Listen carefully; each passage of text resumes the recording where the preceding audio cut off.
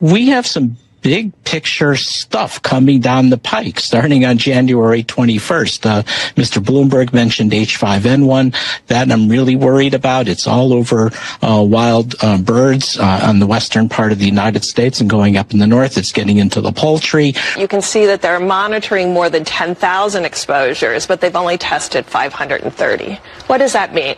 That means we're not testing enough. And we know from other viruses that a lot of the spread can be asymptomatic. And I think the Biden administration in the remaining days should get testing and vaccines widely available so that at least it empowers state and local health officials and clinicians to do the right thing for their patients. All that's going to come crashing down on January 21st on the Trump administration. We need a really, really good team to be able to handle this.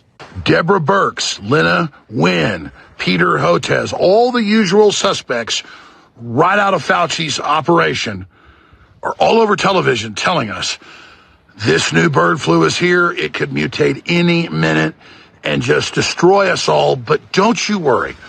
The Biden administration over the last year has spent hundreds of millions of dollars going out to all these different so-called vaccine makers, including Moderna, with an mRNA experimental gene therapy, and a whole bunch of other foreign countries are developing mRNA for the bird flu, and that they're going to have it ready for you. And now we have Birx and Wynn and all the usual suspects saying we need emergency authorization from the FDA right now for these stockpiles of so-called vaccines they've made. There's more than 10 different companies that I just looked up this morning that are doing it, to then rush these directly untested to the public when the mainline science on its face shows that if you don't have the exact mutation of whatever they say the bird flu is going to mutate into, the shot doesn't just not protect you, but it causes what they call a leaky vaccine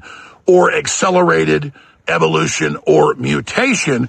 When you give people these different experimental shots, supposedly suppressing those viruses, it then makes them mutate faster. What should be happening in the Biden administration right now that isn't going on? Yeah, there are two main things that they should be doing in the days that they have left. The first is to get testing out there.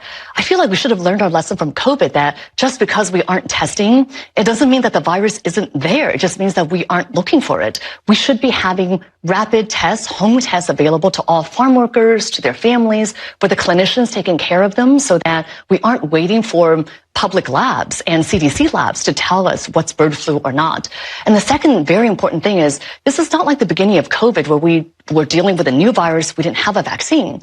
There actually is a vaccine developed already against H5N1. The Biden administration has contracted with manufacturers to make almost 5 million doses of the vaccine. However, they have not asked the FDA to authorize the vaccine. There's research done on it. They could get this authorized now and also get the vaccine out and to farm workers and to vulnerable people. I think that's the right approach because we don't know what the Trump administration is going to be doing around bird flu. If they have people coming in with anti-vaccine stances, could they hold up vaccine authorization? If they don't want to know how much bird flu is out there, could they withhold testing? I mean, that's a possibility. To me, the spring and the summer where we had all of the dairy cattle to farm worker exposure, we didn't have human flu circulating. So now we're entering a much more dangerous period, yet we're still not testing. And we should be providing tests free of charge to dairy farm workers so they can test anonymously weekly because they'll want to know if they have both cases of potential flus co-circulating in their own body to protect their families. People are very smart. I find the American public to be incredibly smart. If you tell them the risk and you give them the tools, they will utilize them to protect themselves and their family. Now, I've been doing a lot of research on this bird flu, this H5N1. I've got stack after stack after stack about all of the headlines covering it. I've got WHO documents, I've got CDC documents, and I've got analysis.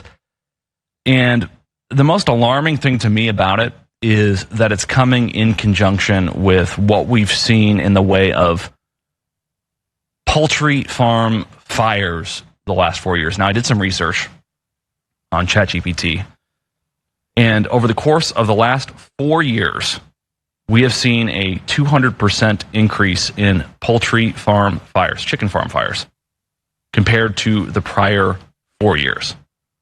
It's approximately 1.5 million chickens have gone up in flames spontaneously. Maybe you've seen the videos. I've put together compilations of poultry farm after poultry farm after poultry farm spontaneously going up in flames for reasons totally unknown. And I'm looking at all these details of this bird flu, this H5N1 virus. And all the experts have been saying that you can really only get it if you're in close contact with infected poultry.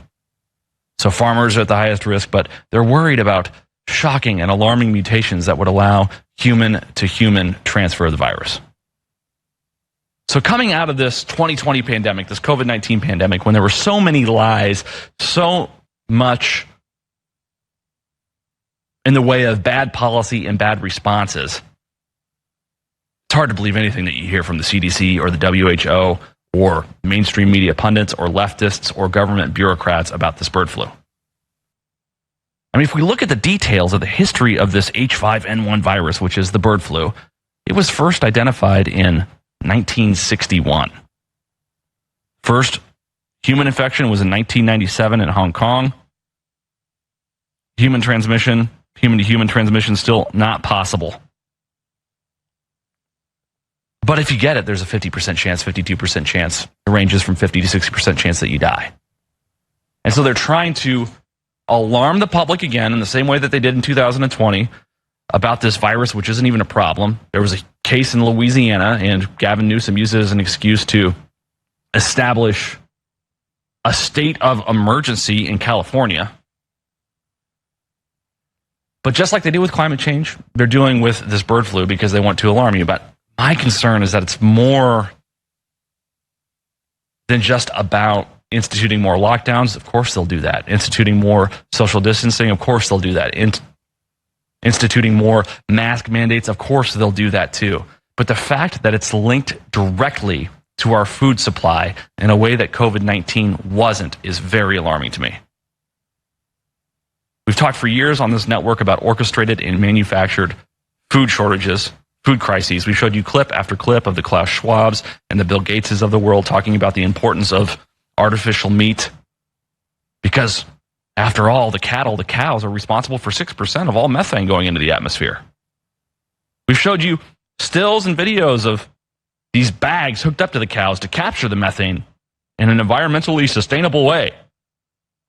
But the fact that this bird flu is being linked directly to our food supply is another level of terrifying to me. Now, I've got reports here from the WHO back in October. I've got reports from the CDC where they were saying this spring that the risk of bird flu was incredibly low. Now, all of a sudden, it's a huge problem. This in the context of HOTES coming out and saying there was going to be another pandemic on January 21st as soon as Donald Trump is inaugurated. And he listed a litany of different viruses that could be the source of this pandemic, the cause of this pandemic. But they've been prepping us psychologically for months now, if not years, for the next pandemic. Again, the Faucis, the Klaus Schwabs, other experts in the field, pundits on mainstream media outlets trying to strike fear into the hearts of the American people so they can hand over all their liberties and comply with any mandates. But we understand throughout history that the more desperate a people are, the more willing they are to give up their liberties, their values, and their principles for the sake of a little bit of relief. And if this bird flu really does succeed in striking fear into the American people in a meaningful way, then it's not going to be just lockdowns. It's going to be the destruction of swaths of our cattle. Whether it's dairy, remember they don't want you eating raw milk. There's an egg shortage right now in California because of the bird flu crisis. They'll eradicate all the chickens, and they'll use this as an excuse to manufacture artificial meat and food so they can totally control the food supply. So I'm very concerned about what this means for the next several years for the Trump administration if they succeed in doing this. We have to do everything that we can to stop this from happening. In fact, I want to play clip number 57 here. This is a clip about the California executive order state of emergency. Let's watch. Let's talk about this executive order, though, because I read it yesterday, and man, the red flags went up everywhere. The way that it is written to allow for the government to come onto your farm in hazmat suits. It gives them the ability. Well, it restricts movement of herds.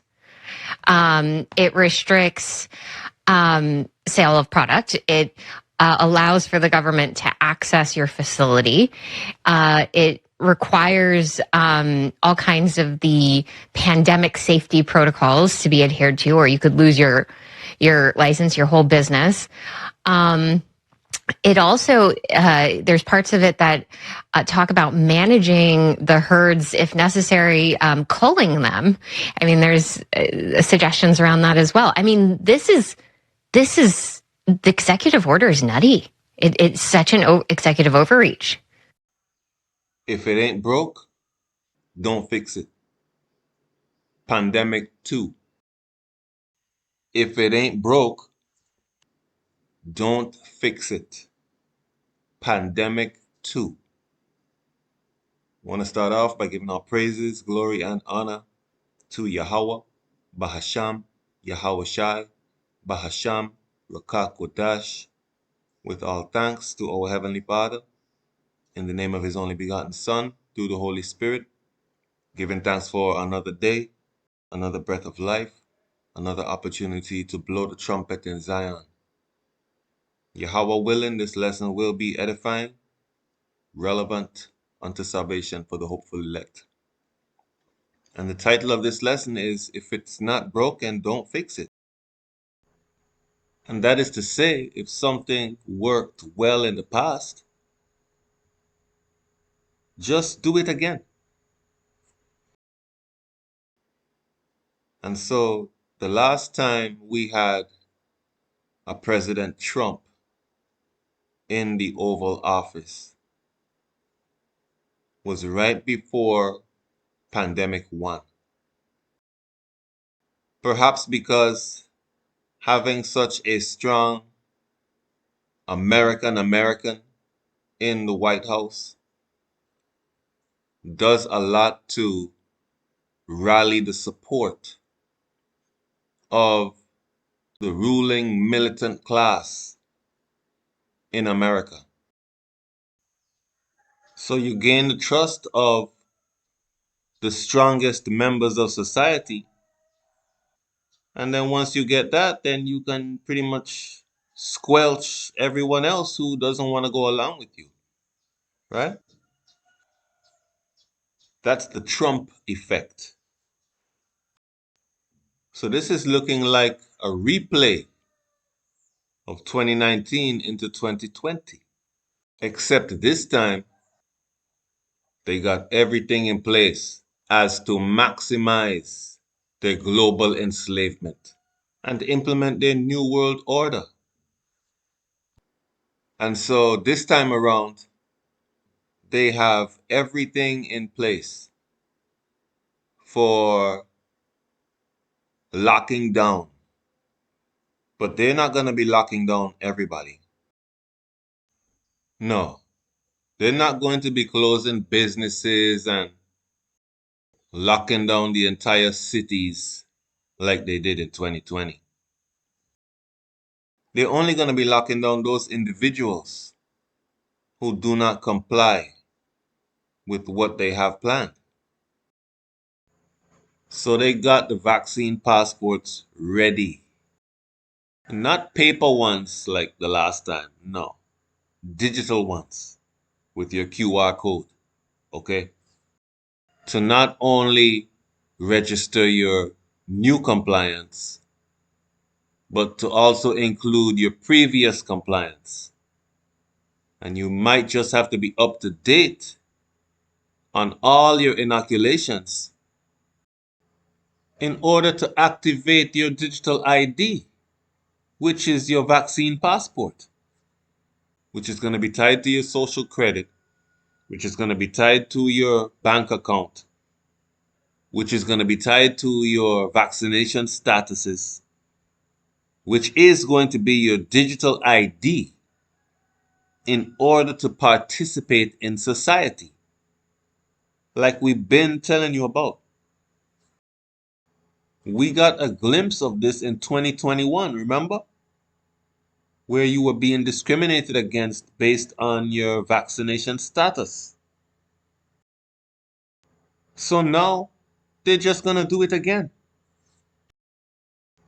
If it ain't broke, don't fix it. And this is a shout out to all of you folks who were injured as a result of going along with the shenanigans in 2020, 2021, and drinking juice, as it were, and who kept silent and suffered in silence, because you're part of the reason why they are going to be able to pull this off a second time. Because even though you suffered injury, you kept quiet. Imagine if everyone who suffered an injury as a result of the you know what made the world to know and flooded social media with their experiences instead of flooding social media with those dumb TikTok dances. Right? You were loud and boisterous, perhaps, when it came to shaming and ridiculing those who would not go along with what the government was proposing. But you went along with it and got injured. And the vast majority, I would say, of people who got injured just kept quiet about it. They didn't want to tell anyone.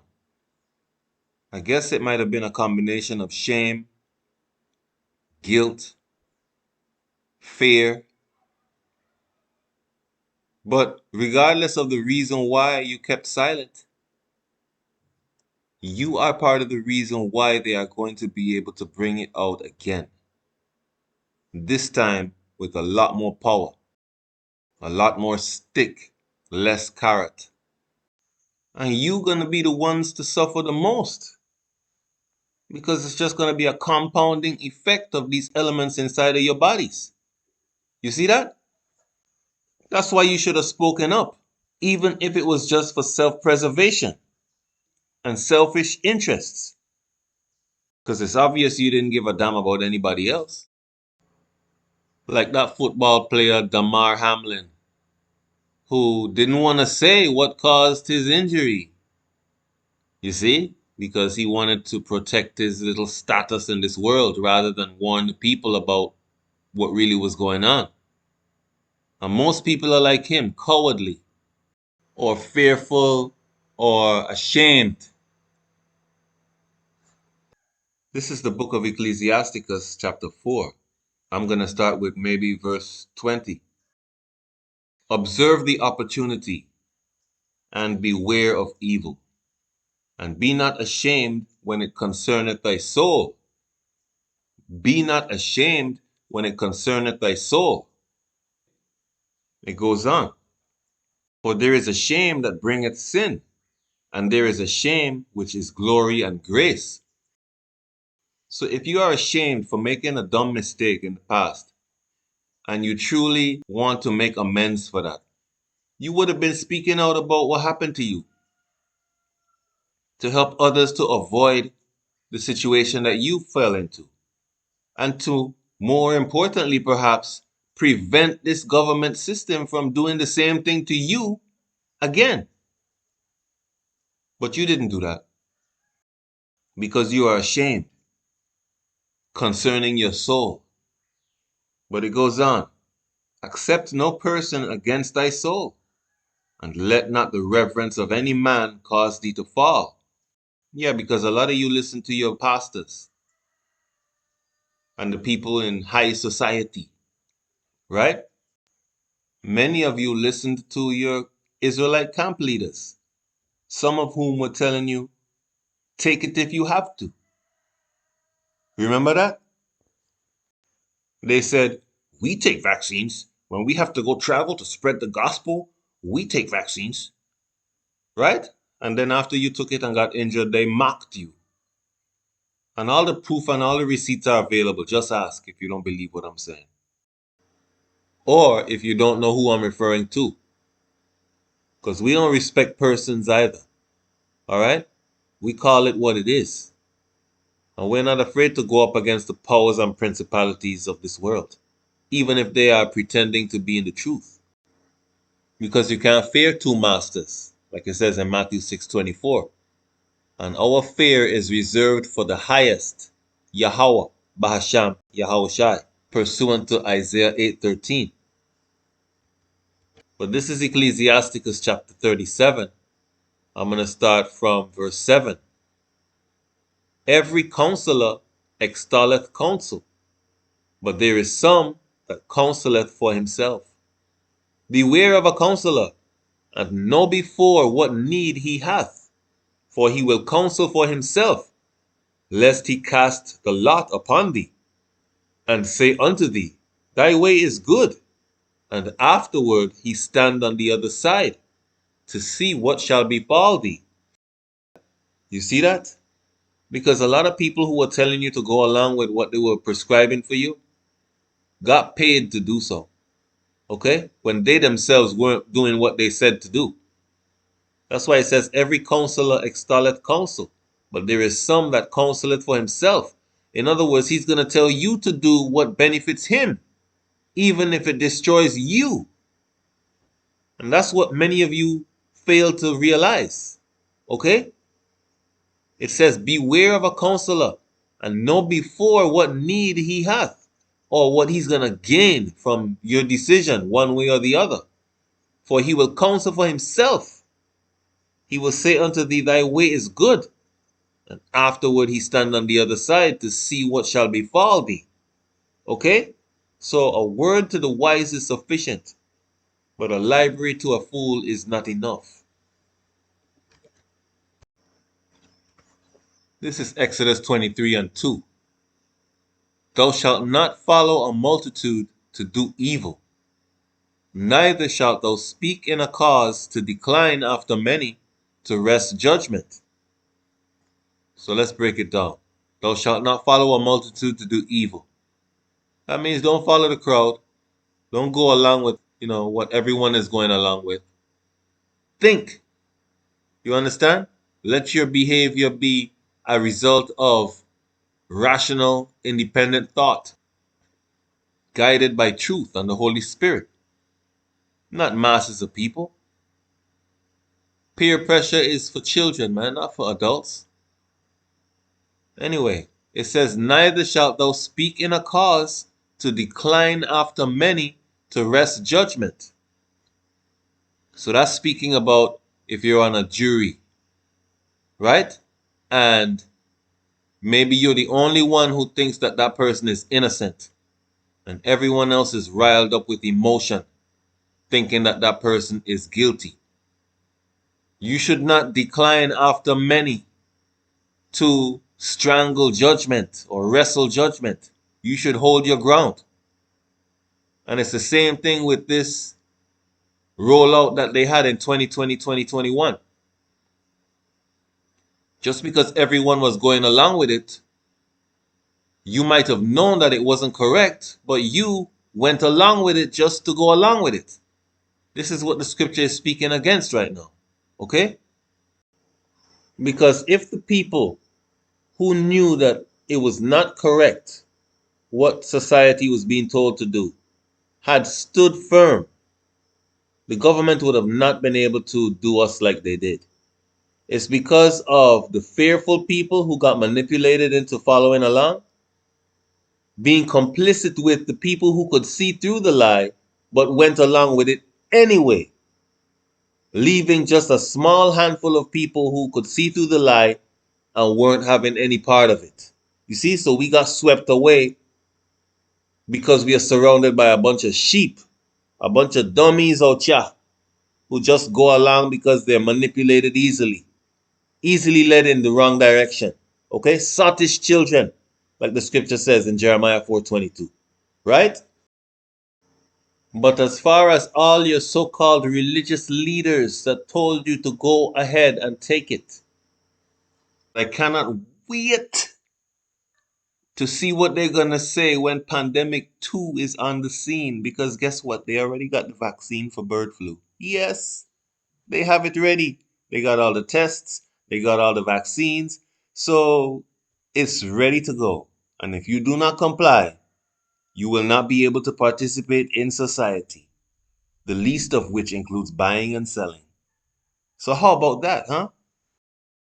It's going to expose all the false leaders once and for all, because they could say, well, they didn't know the last time. But this time around, what they gonna say, huh? Back to Sirach chapter 4, continuing on with verse 22. Accept no person against thy soul, and let not the reverence of any man cause thee to fall. Because a lot of you listen to those people who were telling you, yeah, go ahead and take it. That's what it means by accept no person against thy soul. Okay? But verse 23 says, and refrain not to speak when there is an occasion to do good, and hide not thy wisdom in her beauty. So what does that mean? Refrain not to speak when there is an occasion to do good. James 4:17 says, therefore to him that knoweth to do good, and doeth it not, to him it is sin. So if you see that you fell in a pit and others are going to do the same thing, but you can avoid them doing so if you just warn them, and you don't do it, well, that's a sin to you. Okay?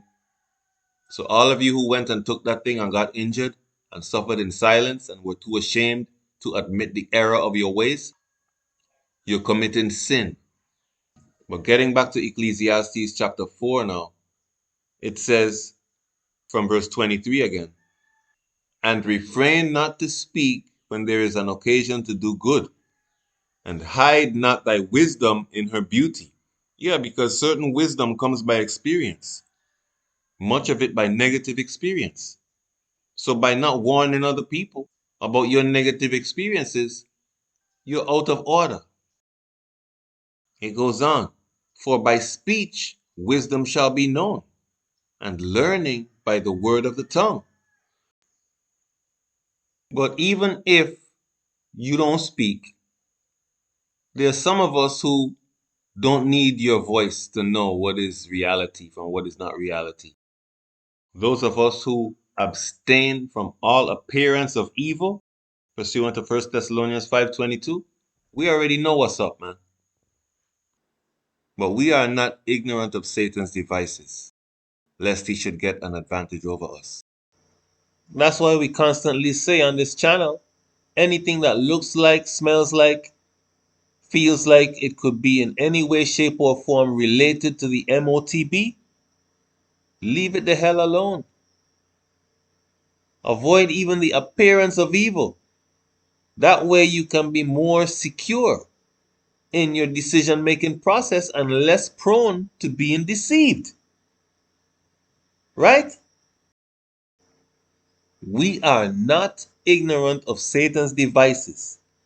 And one of his biggest devices is deception. Deception. And deception goes into the things that you don't know. Okay? But that will be revealed through the passage of time. So it only makes sense to hold up a minute before you take that next step, especially when Esau Edom is the one telling you to do so. And Satan's biggest device is Esau Edom. Okay? Pursuant to Psalms 83, he's the top enemy of the Most High. In the flesh, walking around on this planet Earth, seeking whom he may devour. All right? Seeking whom he may devour. Sirach 12:10 says, never trust your enemy. What part of that don't you understand? We were blowing the trumpet then, and we are blowing the trumpet now. 2 Corinthians 2:11 tells us that we should not be ignorant of Satan's devices. Okay? But the title of this lesson is If It Ain't Broke, Don't Fix It. Pandemic 2. And if the government recognized that a health scare would be the single most effective thing to unite the world into going along with draconian measures, more so than any conventional war, then they're going to do it again. And like we brought out 6 months ago in that lesson entitled Bird Flu for Cows, they are going to have an opportunity to radically transform our concept of food and what we consume to sustain our bodies. So that's like a double whammy. You get to inoculate the people, test the people, put the people in subjugation more so than they already are. But you also get to severely reduce the amount of protein that the masses have access to. This is 2 Ezra 15. Behold, speak thou in the ears of my people the words of prophecy, which I will put in thy mouth, saith the Most High, and cause them to be written in paper, for they are faithful and true. Fear not the imaginations against thee. Let not the incredulity of them trouble thee that speak against thee. For all the unfaithful shall die in their unfaithfulness. Behold, saith Yahawah, I will bring plagues upon the world, the sword, famine, death, and destruction. For wickedness hath exceedingly polluted the whole earth, and their hurtful works are fulfilled. You see, so the Most High says he's going to bring famines upon the whole world. And with this bird flu jumping to cows and sheep and goats and everything else, they're going to cull a huge percentage of your animal proteins. And people are going to be wanting for food. Okay? That's what we're trying to tell you. The government is going to be able to essentially take over the farms. Make sure that all the farmers and the family members of the farmers have to take inoculations repeatedly. Right? Which a lot of farmers are not going to go for that. And they would rather give up their farm than to give up their bodies. Okay, so that's a certain percentage of your farmers out the window. Then you're going to have all the animals that are going to have to be tested every minute. And if they find a few animals in a farm that have this so-called bird flu, they're going to want to kill all the animals. And for the animals that do make it to market, they're going to have all kinds of genetically modified DNA for you to consume. Okay? Not even speaking about the cost increase that the farmers are going to have to endure, which is going to make farming even less appealing than it already is. You see that? Even in this country, in order to have a license to deal with cattle, you have to submit your GPS coordinates of the farm that you're going to have these cattle at. Because they want to be able to visit you at any time to be able to inspect. You see? So this thing is all culminating, man. And 2025 is going to be a real wake-up call. People are now accustomed to just going into the grocery store and being able to purchase food. You know? It's relatively affordable at this time. Well, this is 2 Ezra chapter 16. From verse 19. Behold, famine and plague, tribulation and anguish are sent as scourges for amendment, But for all these things, they shall not turn from their wickedness, nor be always mindful of the scourges. Behold, victuals shall be so good, cheap upon earth, that they shall think themselves to be in good case. And even then shall evils grow upon earth, sword, famine, and great confusion. For many of them that dwell upon earth shall perish of famine, and the other that escape the hunger shall the sword destroy. You see? So, victuals or food is cheap right now. So everyone thinks that everything is all good. But great confusion is going to come on the scene when the food prices skyrocket and you can't afford to eat. Because remember, too, that this trade war that Donald Trump is about to instigate and the impending financial collapse with the BRICS nations abandoning the dollar and all of that means that the ability for the United States to be able to import food is going to be severely restricted, right?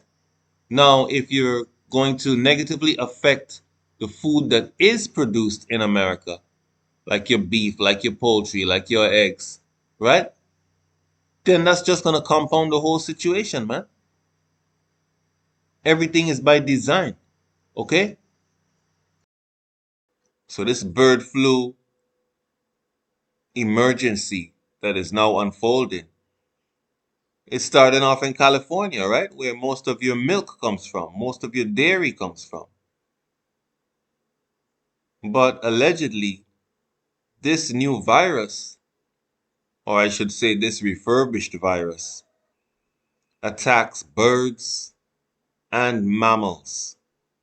So that means your chickens, your turkeys, your ducks, and all the other birds that people use for food, clean or unclean, are going to be negatively impacted. In addition to your eggs, right? But then you have your cows, your sheep, your goats, your pigs, affecting not only meat but milk. So it doesn't take much imagination to realize how much of a powerful device Satan has in this so-called bird flu, because he gets to do multiple things at the same time. And he knows it's going to work because, well, it worked the first time. So if it ain't broke, don't fix it. Just do it again. And to just prove that this is a contrived situation that they're utilizing for nefarious purposes. Let's say there were such a thing as a flu that's contagious between birds, animals, and people. And they have to cull certain animals to prevent the spread. Right? Why can't those animals that are culled still be used for food? Because it's not like you're eating the animal raw. Because even if you were to eat a healthy animal raw, you run the chance of getting salmonella poisoning, right? So why don't they just cull the animals, slaughter them appropriately, perhaps labeling them with special labels to let people know that this was from a sick animal, and offering it to the population with specific cooking guidelines and at a reduced price? Or cooking the animal to the extent that it kills all viruses before offering it for sale. Wouldn't that make more sense? Now, in closing, I just want to point out that pandemic 2, regardless of what form it takes, whether bird flu, monkeypox, disease X, or whatever they come up with, is going to require a new vaccination, which will also require digital proof of vaccination, which will also require a digital ID. And once that's in place, they are going to transfer everything, including your bank account and your paper currency, onto that digital platform. And once that's done, they will have total control over you. All right? So may Yahawah have mercy on us through his son Yahawashi. Because these times that we're getting ready to come into, namely the hour of temptation, pursuant to Revelation 3 and 10, unless he sends his spirit to be with us, none of us are going to make it. Okay?